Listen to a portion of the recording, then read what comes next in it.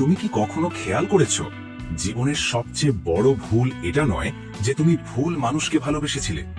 সবচেয়ে বড় ভুল হলো সঠিক মানুষটি তোমার সামনেই ছিল, তার হৃদয় তোমার জন্যই স্পন্দিত হতো, ভিড়ের মাঝেও তার চোখ শুধু তোমাকেই খুঁজে বেড়াতো, অথচ তুমি তাকে দেখতেই পারোনি। একবার থামো। কথাগুলো শুনতে খুব সাধারণ মনে হতে পারে, কিন্তু যদি একটু নিজের ভেতরে ডুব দাও তাহলে অনুভব করবে এটা হয়তো তোমার নিজের গল্পও হতে পারে। কারণ একজন পুরুষ যখন ভালোবাসা খোঁজে তখন সে শব্দ খোঁজে, সে শুনতে চায় আমি তোমাকে ভালোবাসি। তার মনে হয় এই কথাটি না শোনা পর্যন্ত যেন ভালোবাসার অস্তিত্বই নেই। কিন্তু আজ আমি তোমাকে আরেকটি সত্য বলতে চাই, যে নারীর সবচেয়ে গভীরভাবে ভালোবাসে সে প্রায়শই সবচেয়ে কম কথা বলে। তার ভালোবাসা শব্দর মধ্যে বেঁচে থাকে না, তা বেঁচে থাকে তার উপস্থিতিতে, তার দৃষ্টিতে, সেই নীরবতায় যা তুমি চলে যাওয়ার পরও তোমার সঙ্গেই থেকে যায়। আজ আমি তোমাকে এমন 5টি লক্ষণের কথা বলবো যা যে কোনো ভালোবাসার স্বীকারোক্তির থেকেও বেশি সত্য, যা শব্দের ঊর্ধ্বে, যা শুধু সেই মানুষটিই দেখতে পারে যে সত্যি দেখতে জানে। যদি এই 5টির মধ্যে মাত্র 3টিও তুমি কোনো একজন নারীর মধ্যে দেখে থাকো তাহলে বুঝে নাও সে হয়তো তোমারই অপেক্ষায় আছে। পুরুষের মন এক অদ্ভুত জায়গা, সে ভালোবাসা চায়, কিন্তু ভালোবাসাকে চিনতে হয় কিভাবে সেই ভাষা তাকে কেউ শেখায় না। তাকে শেখানো হয় শক্ত থাকতে, শান্ত থাকতে, নিজের অনুভূতি প্রকাশ না করতে। আর এই প্রক্রিয়ায় সে অন্যের অনুভূতি পড়তেও ভুলে যায়। যখন একজন নারী কোনো পুরুষকে ভালোবাসতে শুরু করে তখন তার ভেতরের পুরো পৃথিবী বদলে যেতে থাকে। তার অধিকার প্রাধান্য বদলে যায়, তার স্বপ্ন বদলে যায়, তার দিনের কেন্দ্রবিন্দু বদলে যায়। কিন্তু সে এসব মুখে বলে না। কেন? কারণ ভালোবাসার সঙ্গে একটি ভয়ও থাকে, প্রত্যাখ্যাত হওয়ার ভয়, বোকা মনে হওয়ার ভয়, নিজের গভীর অনুভূতি কারোর সামনে উন্মুক্ত করে দেওয়ার ভয়, আর সেই অনুভূতির যথাযথ সম্মান না পাওয়ার ভয়।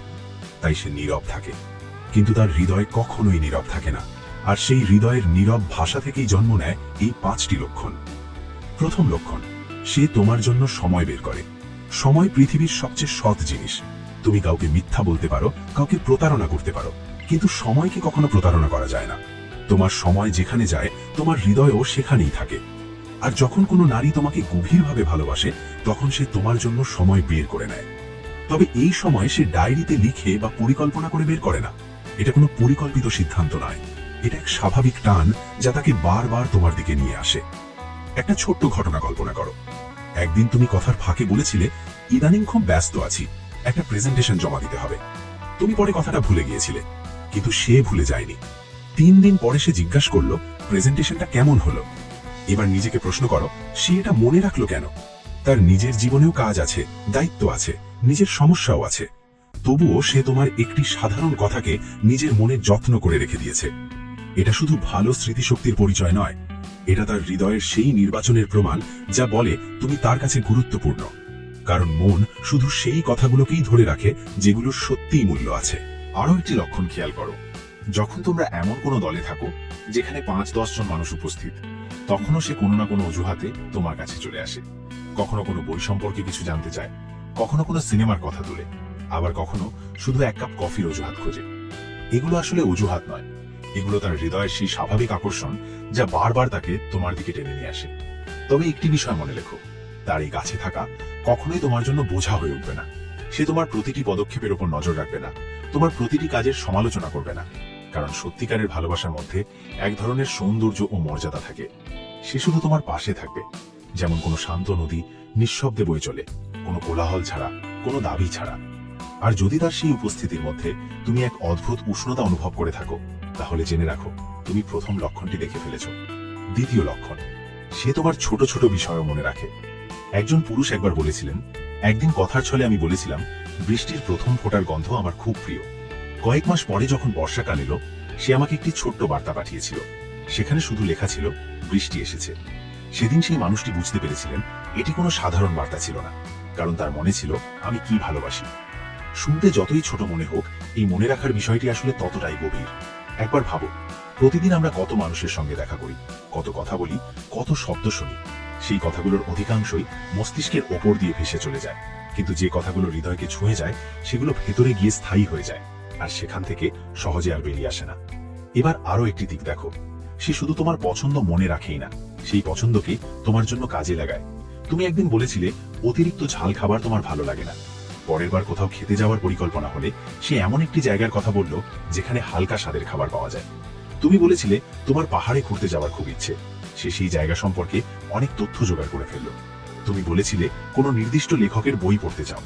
একদিন হঠাৎ সেই বইটাই তোমার হাতে এসে পৌঁছলো। এগুলো কোনো কৌশল নয়, এগুলো সেই ভাষা যার মাধ্যমে সে তোমাকে বোঝায় তুমি তার কাছে গুরুত্বপূর্ণ। শব্দ দিয়ে নয়, কাজের মাধ্যমে। আর জানো সবচেয়ে মজার বিষয় কি? যখন তুমি তাকে জিজ্ঞেস করো, আরে তোমার তো কিছু মনে রইল কিভাবে, তখন হয়তো সে শুধু হালকা করে কাঁধ ছাকিয়ে বলবে, এমনি। কারণ সে নিজেও জানে না কেন সে সব মনে রাখে।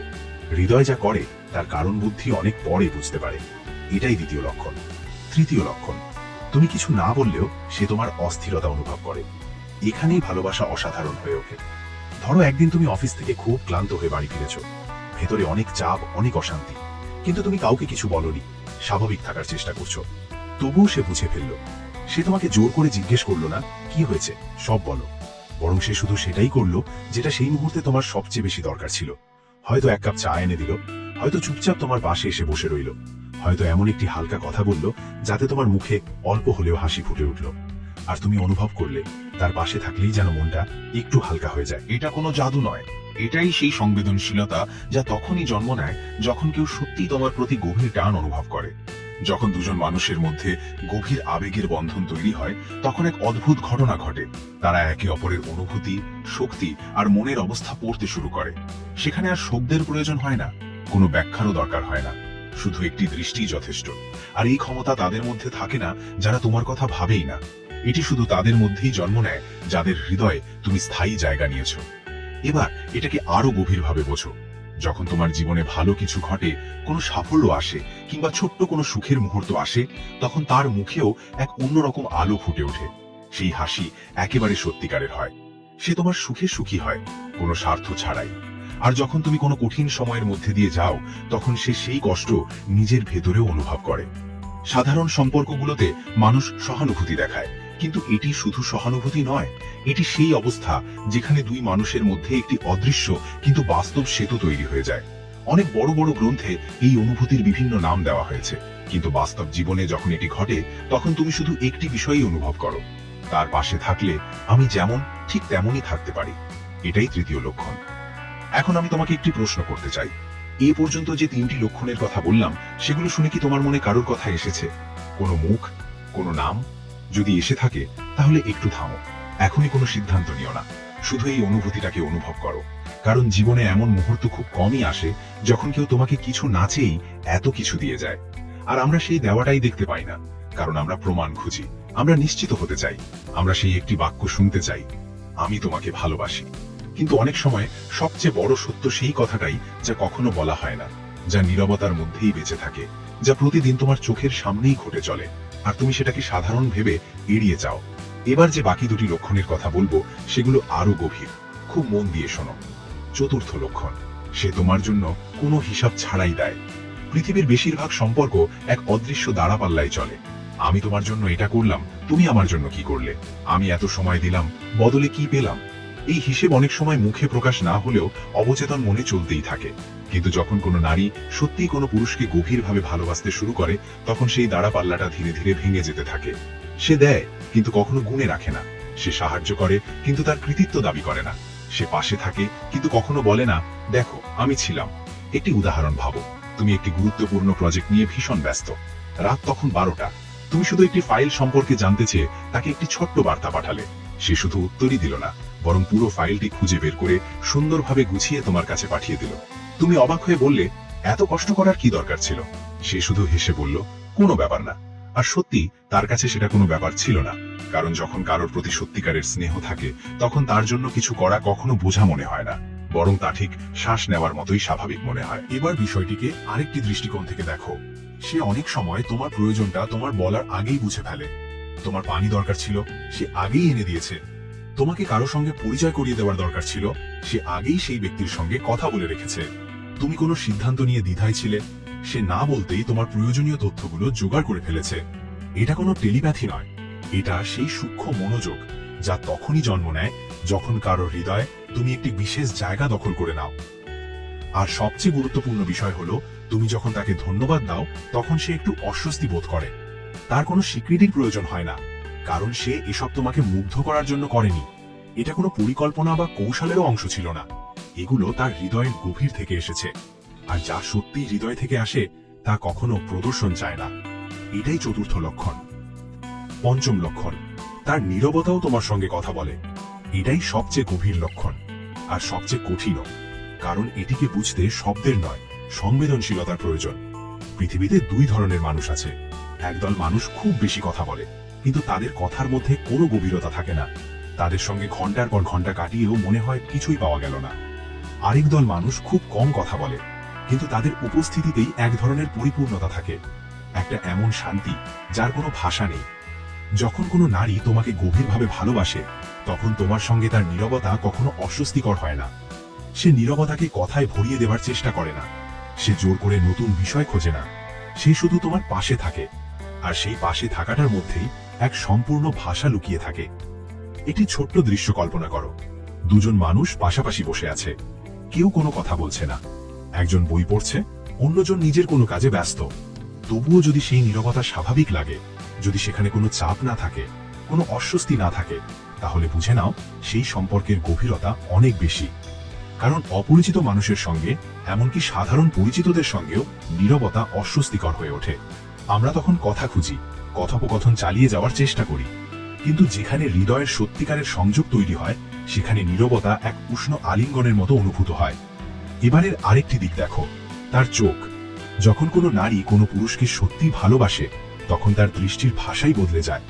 তুমি কথা বলছো, আর সে শুধু তোমার কথাগুলোই শুনছে না, সে শুনছে তোমাকে, তোমার অনুভূতিকে, তোমার ক্লান্তিকে, তোমার উত্তেজনাকে, সবকিছুকে। হয়তো তুমি খেয়াল করেছো, কোনো দলগত আড্ডায় তুমি কিছু বললে সবার আগে তার চোখ তোমার দিকেই যায়। সে দেখতে চায় তুমি কেমন অনুভব করলে, তুমি ঠিক আছো কিনা। এই মুহূর্তটি খুব ক্ষণস্থায়ী, খুব সূক্ষ্ম, কিন্তু যদি তুমি কখনো এটি লক্ষ্য করে থাকো, তাহলে তুমি তার হৃদয়ের একটি গভীর স্তরকে স্পর্শ করেছো। আর শেষ একটি বিষয়, তুমি যখন চলে যাও তখন তার চোখে এক মুহূর্তের জন্য এক ধরনের শূন্যতা নেমে আসে। এমন একটি অনুভূতি যা সে লুকিয়ে রাখার চেষ্টা করে, কিন্তু সেই মুহূর্তটি সত্যিই থাকে। আর যদি তুমি ফিরে তাকিয়ে ঠিক সেই মুহূর্তে তার চোখের দিকে তাকাও, তাহলে সেখানে যা দেখতে পাবে তা আমি তোমাকে ভালোবাসি এই কথার থেকেও অনেক বেশি সত্য হবে। এটাই পঞ্চম লক্ষণ। সবচেয়ে বড় ভুল তখনই হয় যখন সঠিক মানুষটি তোমার সামনেই ছিল, অথচ তুমি তাকে চিনতে পারোনি। এখন আমি তোমাকে একটি প্রশ্ন করতে চাই, এই 5টি লক্ষণ পড়ে বা শুনে কি তোমার মনে কারো কথা এসেছে? যদি এসে থাকে তাহলে একবার থামো। এবার শুধু প্রমাণ খোঁজো না, শুধু আমি তোমাকে ভালোবাসি এই কথাটি শোনার অপেক্ষায় থেকো না, বরং তার উপস্থিতিকে অনুভব করো, তার নীরবতার ভাষা শোনো, তার সেই ছোট ছোট কাজগুলো লক্ষ্য করো যেগুলো সে কোনো প্রত্যাশা ছাড়াই তোমার জন্য করে যায়। কারণ কিছু সম্পর্ক কখনো শব্দ দিয়ে তৈরি হয় না, সেগুলো তৈরি হয় এমন এক অদৃশ্য সুতায় যা চোখে দেখা যায় না।